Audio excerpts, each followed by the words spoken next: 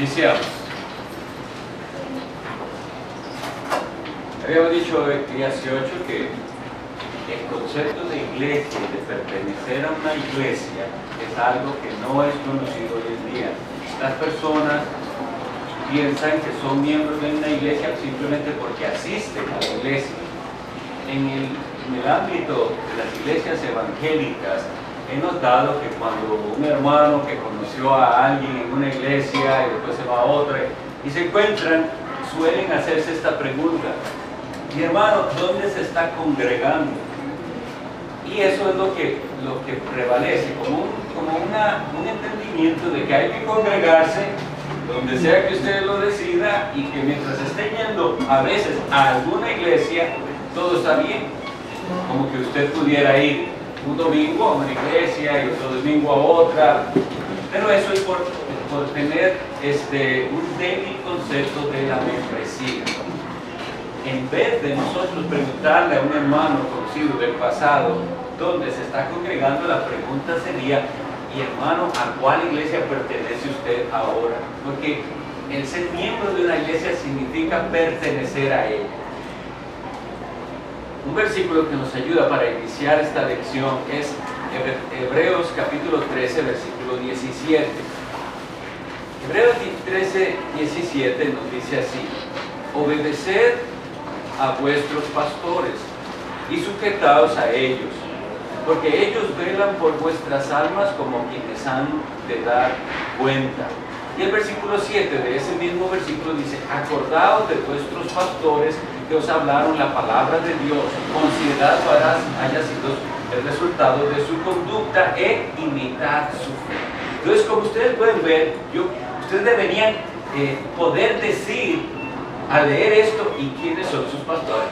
Porque aquí dice que se acuerde de sus pastores, que revise si ellos son dignos de imitar en su conducta, y en el otro lado dice que se sujete a ellos. Entonces usted debería poder responder esa pregunta: ¿y quién es o quiénes son sus pastores a los cuales usted ha de sujetarse? Entonces, si eso nos hace ver la debilidad del concepto de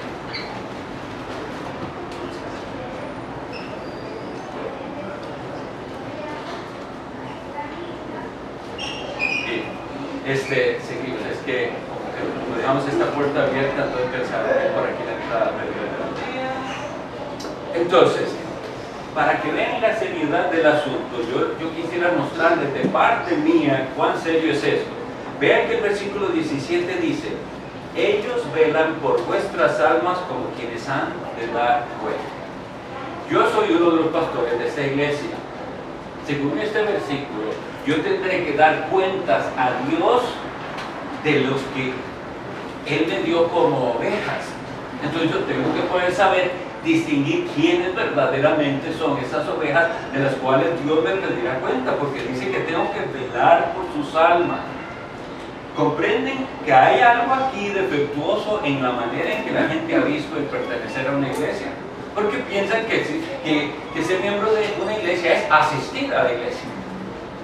Pero no es solo eso, tiene que haber algo que une a la persona con su pastor para que el pastor pueda velar por su alma. Velar significa cuidarlo.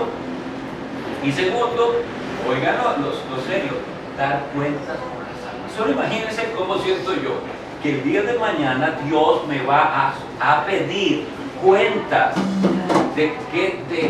de cómo cuidé las almas que Él me dio. Nosotros por eso tomamos la membresía de la iglesia como algo muy serio. Entonces hay dos cosas a tener en cuenta con respecto a la membresía de la iglesia. Ustedes vienen y nadie los va a presionar ni a obligar a ser miembros, porque así no funciona. De hecho, más bien, con toda cautela le decimos: primero observe bien, conozca bien si esta es la clase de iglesia a la que usted desea pertenecer, y entonces hace la solicitud para llegar a ser un miembro. Ahora bien, entonces, aunque no hay presión, debe tomar su tiempo. Usted debe hacer esto en oración, debe indagar, no tomar una decisión apurada al respecto. Y el otro extremo también es muy peligroso. que resulta que usted tiene 1 año, 2 años de venir y nada que pide membresía en la iglesia. Entonces, no puede dejarse eso algo indefinidamente sin unirse, porque a los tales, eventualmente, algunos de los pastores le tendrán que decir, bueno, si no es esta iglesia a la que usted desea unirse, únase a otra, pero debe unirse, no puede quedarse así para siempre, excepto que la persona diga que su impedimento es que él cree que él no es convertido. Bueno, alguien no convertido no debería unirse a la iglesia hasta que el Señor le confirme su fe. Entonces hoy vamos a ver algunas de las razones bíblicas para unirse a la iglesia.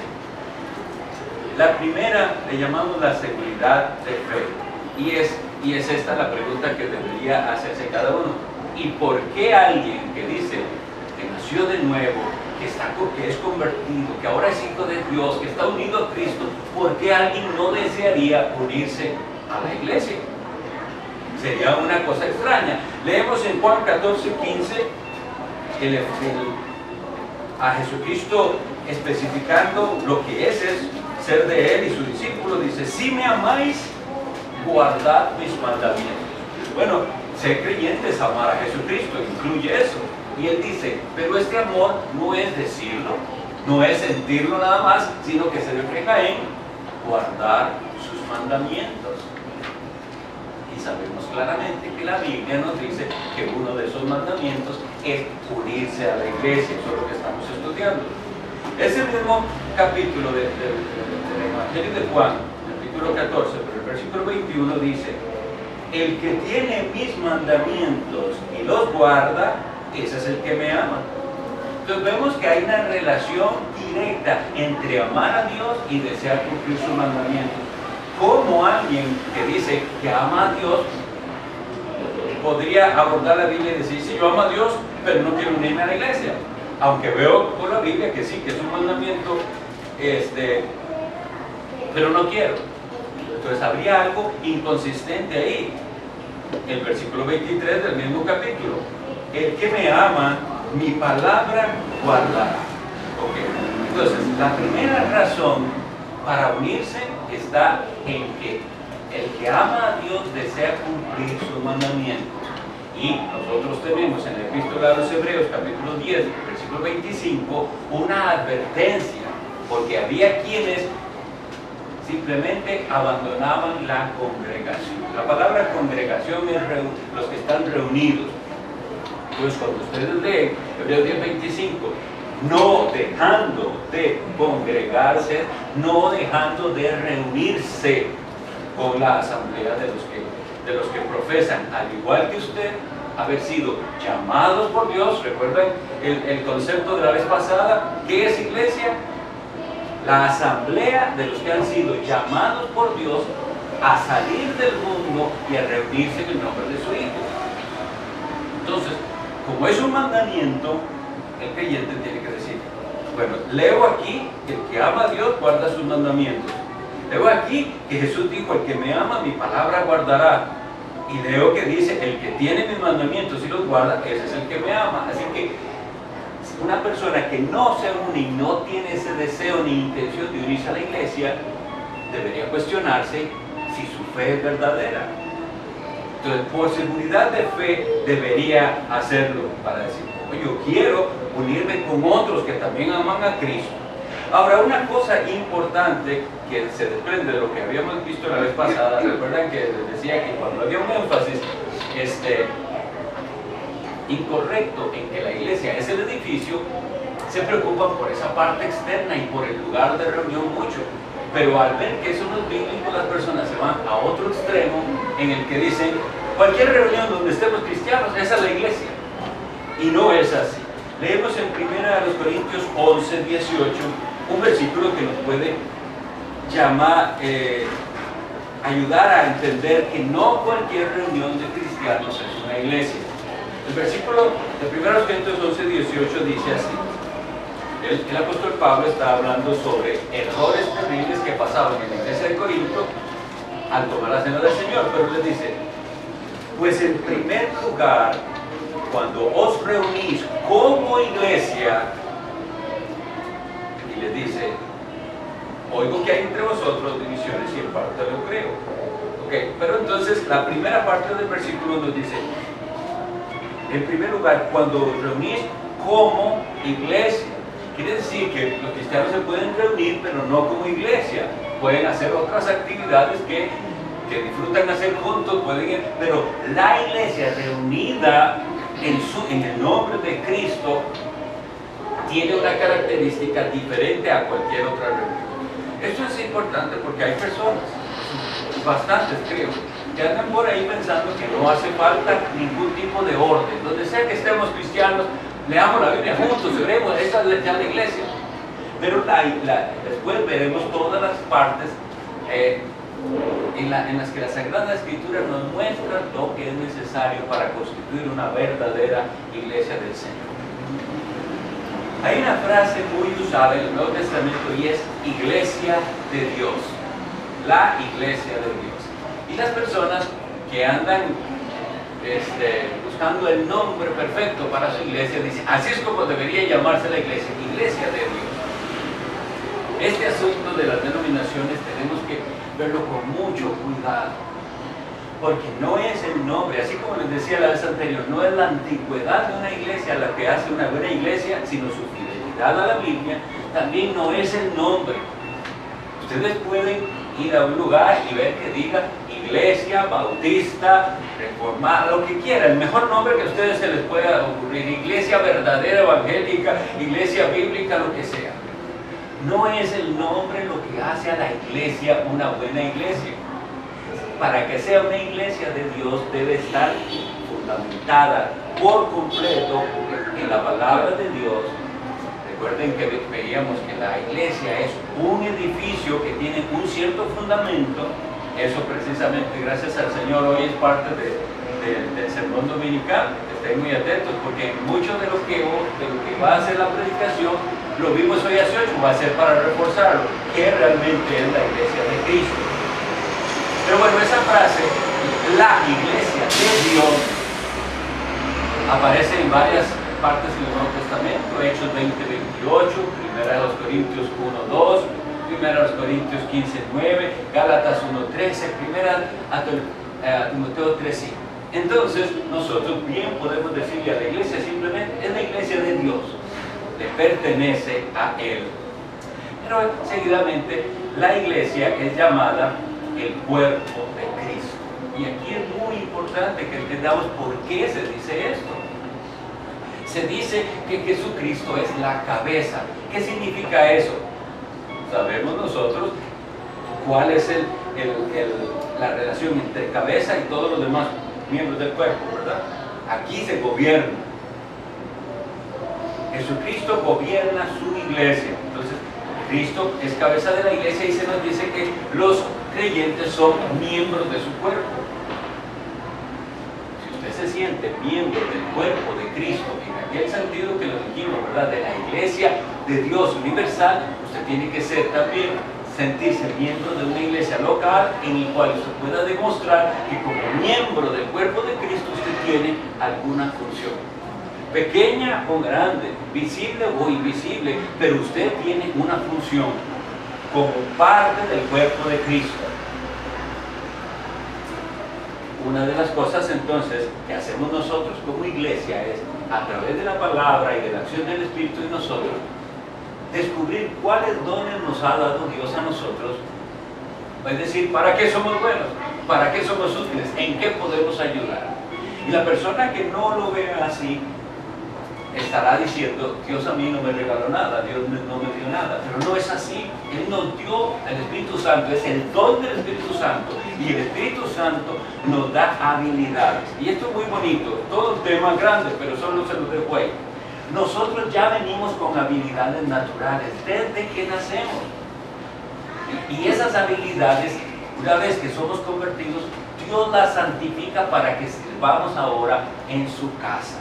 Es decir, no toda habilidad o talento es un don espiritual, no, pero una vez que usted se convierte, esa habilidad natural y talento sí se puede convertir en un don de Dios para el servicio de la iglesia. Entonces la iglesia es llamada cuerpo de Cristo, comprada con su sangre, según dice Hechos 20:28, y limpiada por su palabra, Efesios 5:26.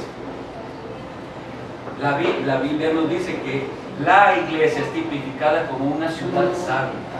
Apocalipsis 21:10 nos dice ver una ciudad preciosísima que desciende del cielo. Y Él nos dice que esa ciudad es la que está desposada con el Cordero. Bueno, Jesucristo no se casa con una ciudad física, con muros físicos. Esa ciudad preciosa representa la iglesia que Él ha comprado con su sangre. Y bueno, estos son todos datos muy generales de los cuales vamos a hablar eventualmente, pero para llegar a lo que sí necesitamos enfatizar, que habíamos dicho que en 1 Timoteo 3:15 Pablo le dice a Timoteo que si tardo debes saber cómo conducirte en la iglesia de Dios, en la casa de Dios, que es la iglesia del Dios viviente, columna y baluarte de la verdad. Y ahí es donde vamos a concentrar entonces el asunto. Porque si ustedes desean pertenecer a esta iglesia, ustedes van a ser incluidos en esa función de la iglesia, que es ser columna y baluarte o defensa de la verdad.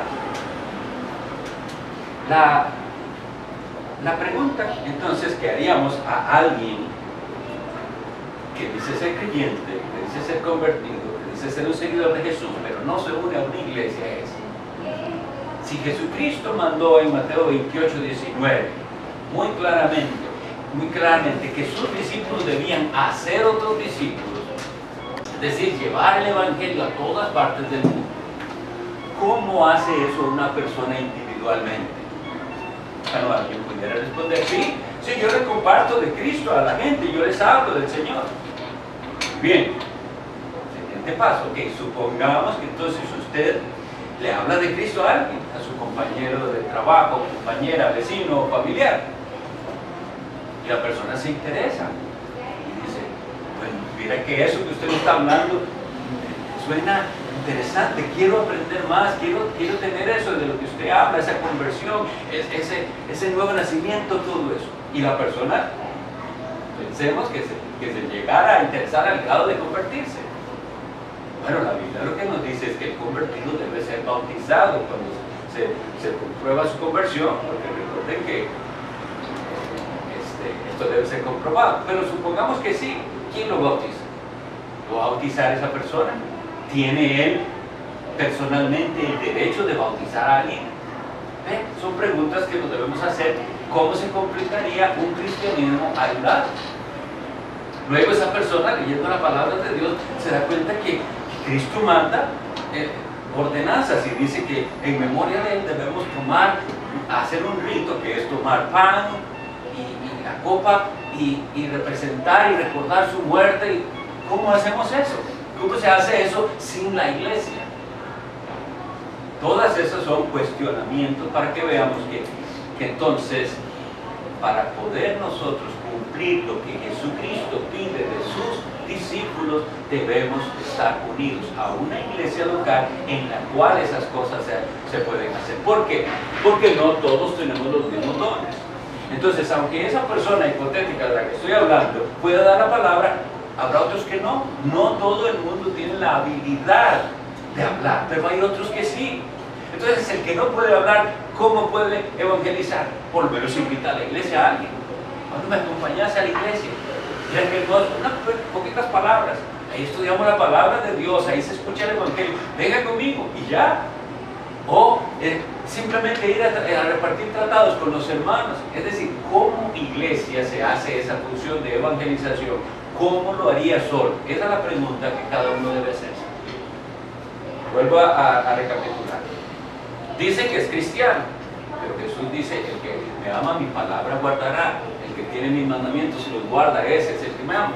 Entonces, el amor a Cristo le lleva a la obediencia, y la obediencia le implica, le manda unirse a la iglesia. No puede rehuir de hacerlo. Y hay de hecho una muy terrible advertencia. Sobre esto dimos alguna vez, si alguien quiere escucharla, le mando el link. Pero fueron 6 enseñanzas sobre este versículo, que está en 1 Corintios 16:22. el que no amare al Señor Jesucristo sea anatema. Entonces son palabras muy fuertes, porque si nos está diciendo que amar a Cristo es cumplir sus mandamientos, y usted se niega a cumplir sus mandamientos, quiere decir que usted no lo ama y está bajo maldición. Eso significa la palabra anatema. Bien. Otra razón para reunirse, y no solo reunirse, sino unirse a la iglesia, a alguna iglesia del Señor, para cumplir eso que dice que la iglesia es columna y baluarte de la verdad. Pensemos en esas dos cosas como el sostén de la verdad y la defensa de la verdad. Predica la verdad y defiende la verdad. Y es la necesidad de combatir el error.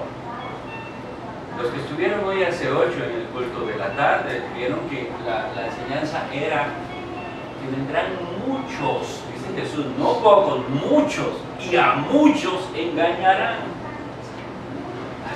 Tenemos que ser conscientes de eso, y la iglesia eso es lo que hace, alumbrar y denunciar muchas veces el engaño y el error. Hoy en día esto es muy impopular, porque hoy en día se predica una especie de tolerancia en la cual nosotros quieren que digamos todo está bien, todos estamos buscando a Dios, no importa la iglesia, no importa lo que crea, la doctrina no importa, eso es lo que parece prevalecer. Pero para poder nosotros ser columna y baluarte de la verdad, tenemos que combatir el error, si no, no creeríamos en la verdad. La verdad de la que nosotros creemos es la enseñanza de Jesucristo, que a través de sus apóstoles nos indica el camino. Entonces, la iglesia, pensemos entonces en la iglesia, un concepto muy particular que, como les digo, no viene del cristianismo, primero viene del mundo greco-romano, aquella reunión de personas que fueron llamados a salir y se unen, pero ese concepto Cristo lo toma y de ahí en adelante realmente solo en el cristianismo hay iglesias. Usted no oye hablar a los budistas diciendo que voy para la iglesia, ni a los musulmanes, no tienen iglesia. Lo más parecido sería el judaísmo, que tiene su sinagoga. Pero bueno, ahorita veremos lo que sucedió con él. Entonces esa iglesia, que es columna y baluarte de la verdad, es el reflejo de la iglesia del Señor, lo habíamos visto, que debe ser, según Jesucristo dijo, luz y sal en el mundo. Las palabras de Cristo en Mateo capítulo 5 son muy fuertes, porque nos dice que si la sal se desvaneciere, ya no sirve para nada. Yo quisiera que meditemos en esas frases, en esa expresión de Cristo tan dura, porque dice que nosotros, los creyentes, somos sal del mundo. Lo que quiere decir es que nosotros tenemos un cierto efecto en este mundo que se corrompe. ¿Qué hace la sal? ¿Para qué es que usan la sal cuando usted tiene carne? Para preservarla de su proceso de putrefacción, ¿verdad?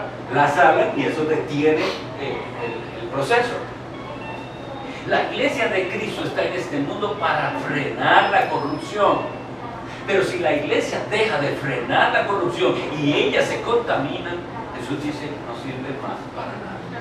Son palabras tremendamente duras, pero Cristo fue el que las dijo.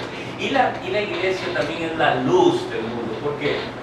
Porque este mundo está oscuro, el camino está bien oscuro, y la iglesia es la que tiene que llevar la lámpara. ¿Se acuerdan el Salmo 119?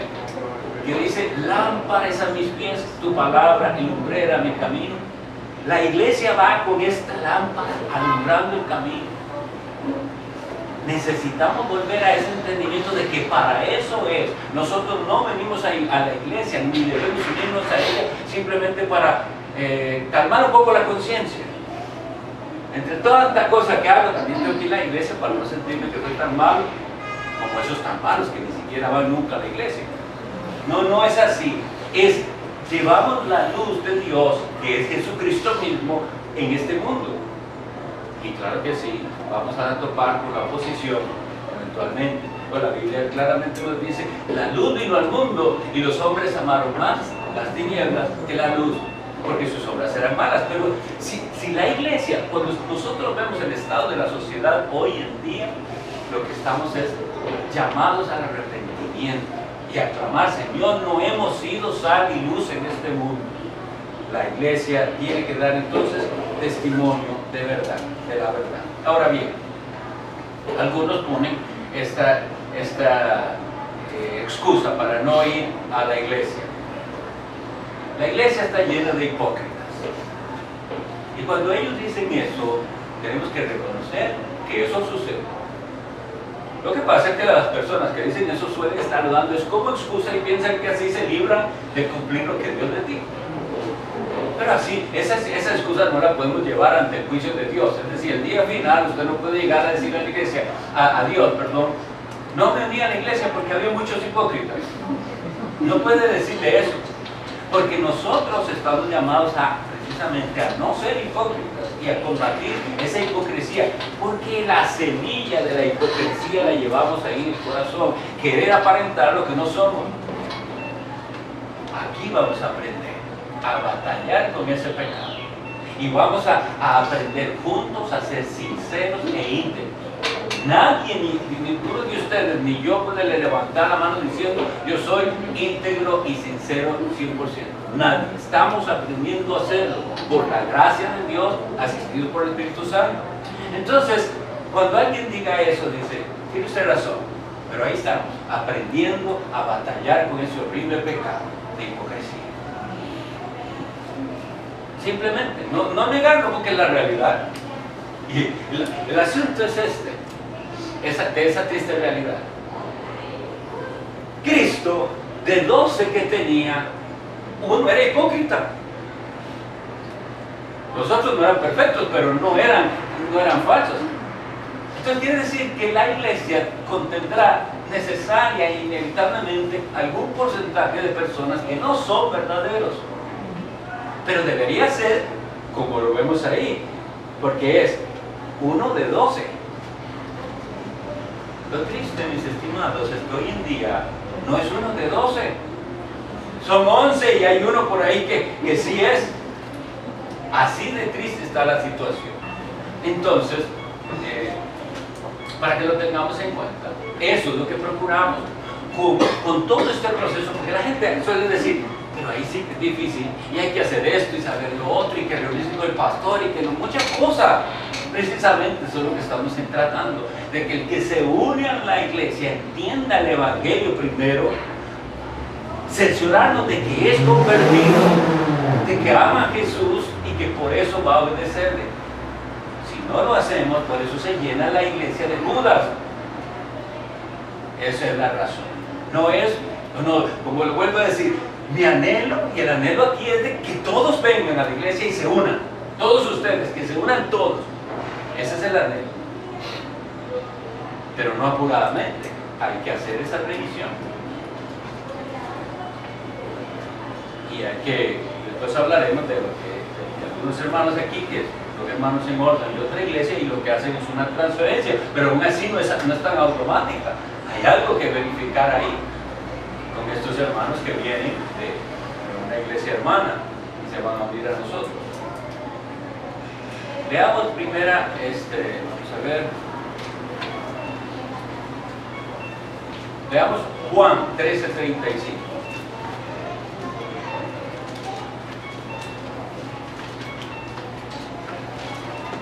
En esto conocerán todos que sois mis discípulos, si tuvierais amor los unos con los otros. ¿Quiénes tienen que saber que nosotros somos discípulos de Cristo? Ahí dice todos. ¿Y cómo nos van a identificar? Por el amor. ¿Cuánto necesitamos la práctica del verdadero amor? La práctica del verdadero amor se da en este interactuar los unos con los otros. Si usted está aislado, si usted no pertenece a la iglesia, no tiene problemas con nadie. Pero es precisamente en este convivir juntos como hermanos que comienzan a darse las necesidades de ejercer el amor, el perdón, la tolerancia.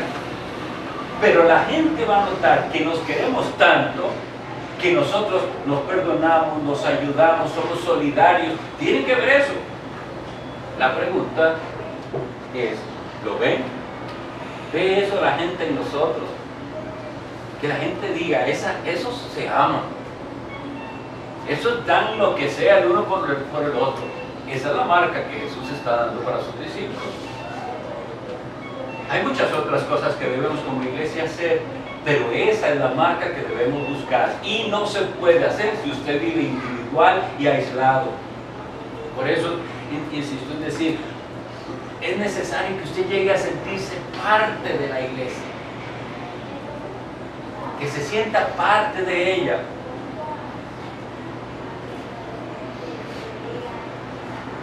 Leo para ustedes lo que dice Filipenses 2:15.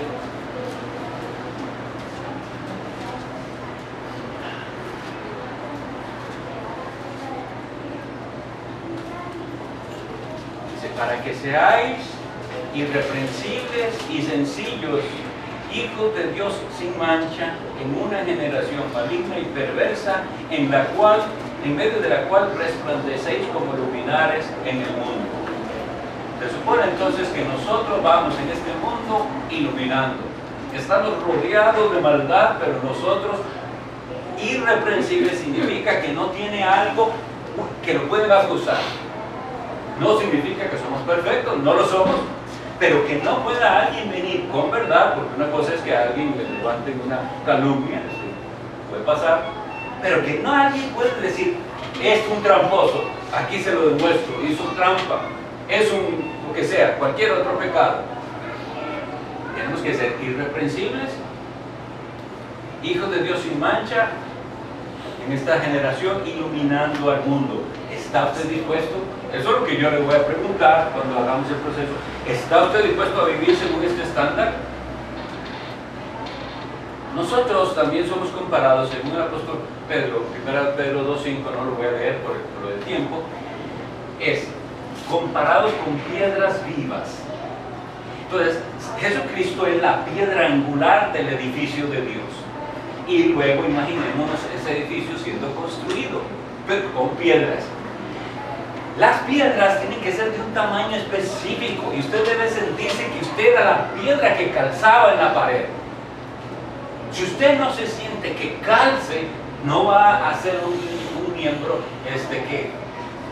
que realice su función satisfactoriamente. Por eso está el tiempo, ¿me entienden? Esa es la razón.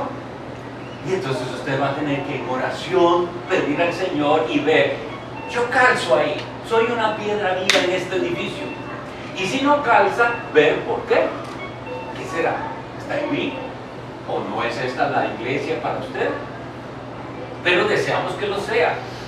Pero debe entenderse esto. Esta iglesia no es una democracia.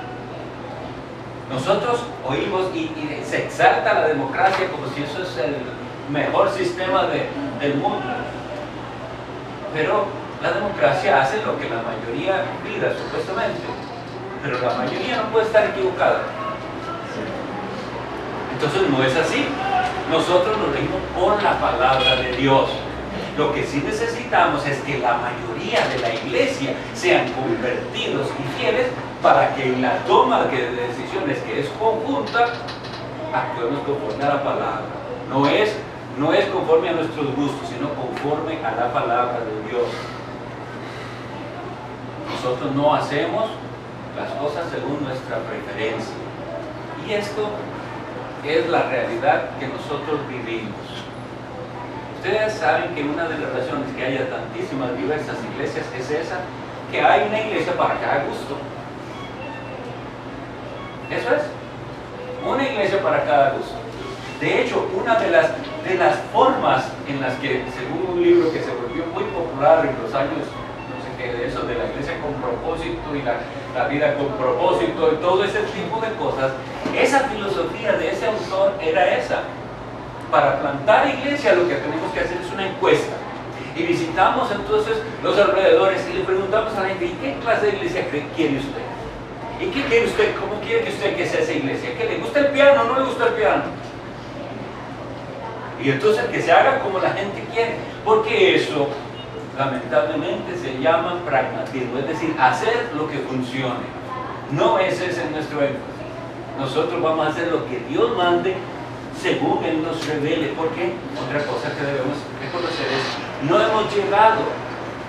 Si ustedes saben, esta iglesia se une para ayudarnos a llegar a la meta, pero no hemos llegado allá. En el camino Dios va a ir mostrándonos más cosas que debemos cambiar, más cosas que no estaban bien, y tenemos esa intención. No hacerlo como nos gusta, sino como Dios manda. ¿Y qué pasa si entonces hay esa actitud? Si hay esa actitud, mis estimados, sucede lo siguiente: se predica la palabra de Dios, y Dios por medio de su palabra nos hace ver, wow, iglesia de San José, la Biblia manda tal cosa y nosotros no lo estamos haciendo. ¿Y qué hacemos? Pues nos arrepentimos y comenzamos a hacer.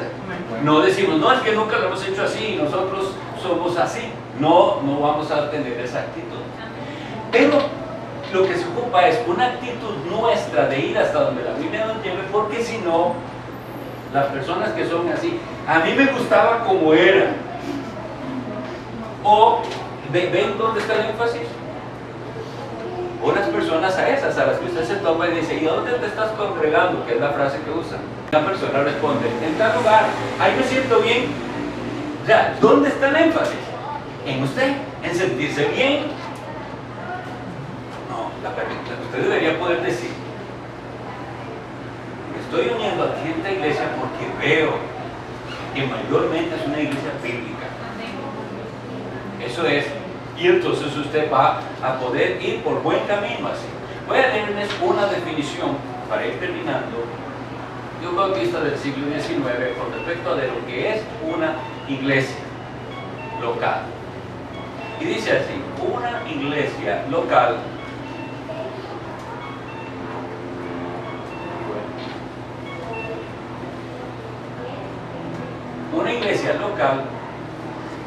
es una congregación de creyentes en Cristo, bautizados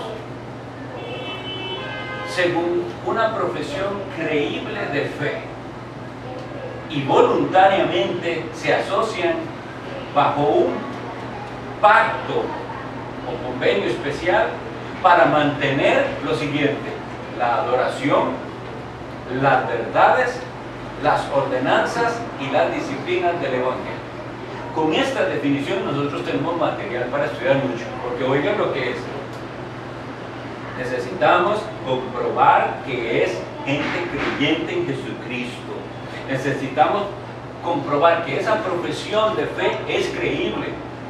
Vuelvo a insistir, no se trata de que se le va a exigir perfección que no existe para nosotros. No existe en este mundo. Y sabían que hay iglesias que sí piensan en eso. Hay iglesias que piensan que usted puede llegar a un nivel en el que ya no peca.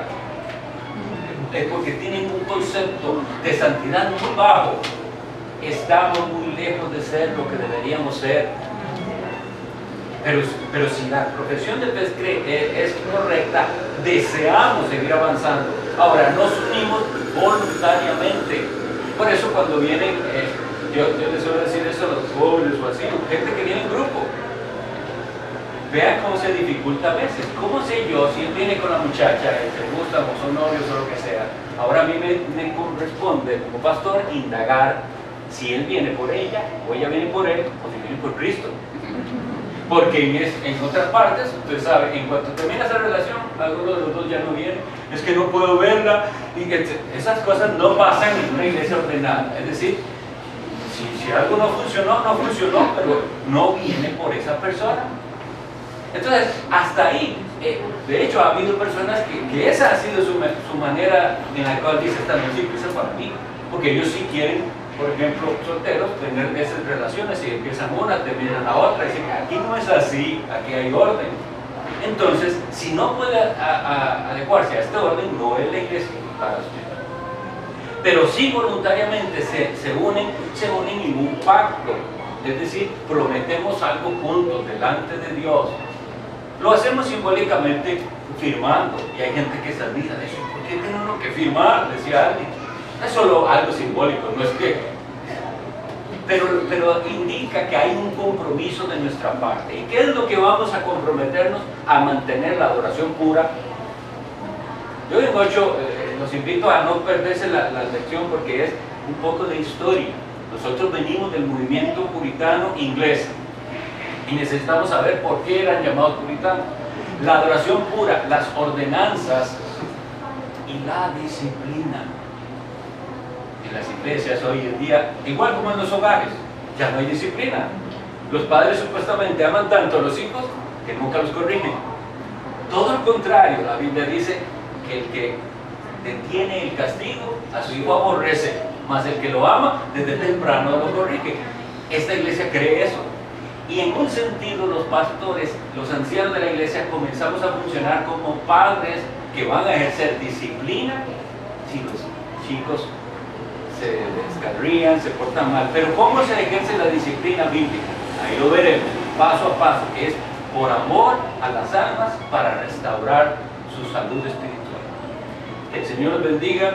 Acuérdense, por favor, si alguien no tiene mi contacto, consíganlo, pídamelo, porque como la clase es magistral, aquí no puedo responder preguntas, pero usted me hará hacer, yo las respondo. ¿Está bien? Dios los bendiga. Gracias.